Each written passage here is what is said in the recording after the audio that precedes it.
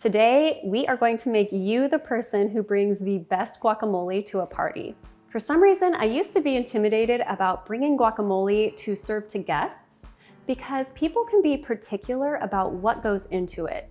Plus, there's always a risk you'll cut into one of your fresh avocados and discover you've bought a bad one. So today I'll share my favorite tips and tricks, plus an easy ratio that you can use for foolproof results every time. To get started, I recommend buying your avocados firm from the grocery store about 4 days before you plan on using them. This way you can let them ripen on your counter without getting bruised or overhandled. You'll know the avocados are ready to use when you press on them and they have a slight give. If they feel very soft, they are probably overripe and potentially spoiled.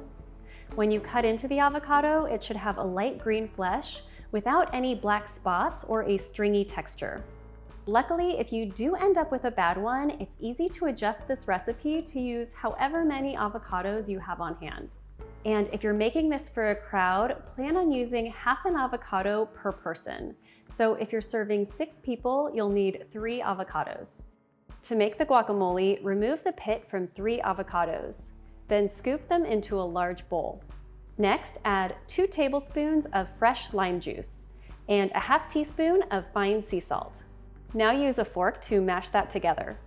Next, add in roughly a half cup of diced red onion and 1 diced jalapeno. Make sure to remove the seeds and the white membrane for a less spicy flavor.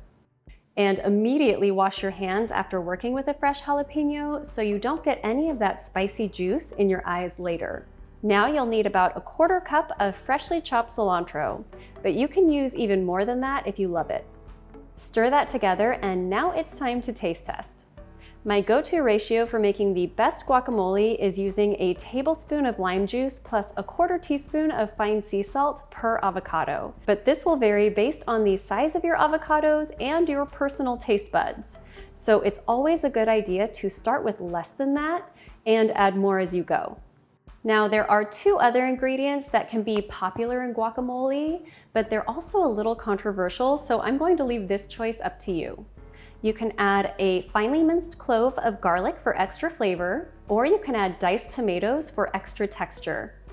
I tend to leave these out because, like I said, they are controversial, and popular restaurants like Chipotle tend to leave them out too. But it's your guacamole, so you get to decide.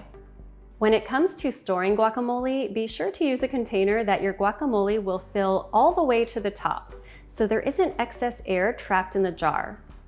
Also, do your best to remove any air bubbles that you see along the sides of the jar, because that will help reduce any browning. This recipe has enough lime juice in it that it shouldn't brown too much overnight, so you can make this a day ahead of time if you need to. If the top does brown, simply scrape that layer off and the rest should be perfectly good to eat. This jar that I'm scraping here has been in my fridge for several days, and the bottom still tastes great. If you enjoy quick and easy recipes like this one, be sure to check out my other videos for more.